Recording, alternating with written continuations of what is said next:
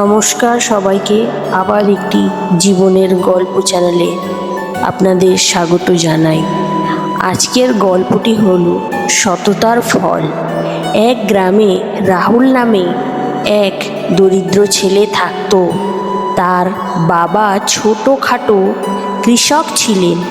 সংসারে অভাব অনটন থাকলেও রাহুল ছিল খুব সৎ আর পরিশ্রমী। একদিন রাহুল মাঠে কাজ করতে গিয়ে একটি মানি ব্যাগ খুঁজে পেল। ভেতরে অনেক টাকা আর কিছু কাগজপত্র ছিল। রাহুল ভেবেছিল, এই টাকাটা যদি আমি রাখি তবে আমাদের অভাব কিছু দিনের জন্য দূর হবে। কিন্তু পরক্ষণেই তার মন বলল, না, অন্যের জিনিস চুরি করলে সেই টাকা কখনো শান্তি দেবে না। সে মানিব্যাগটা গ্রাম প্রধানের হাতে তুলে দিল। কিছুক্ষণের মধ্যে মালিক এসে হাজির হলেন। তিনি গ্রামেরই এক ধনী ব্যবসায়ী ছিলেন। মানিব্যাগ ফিরে পেয়ে তিনি খুশিতে রাহুলকে ধন্যবাদ দিলেন।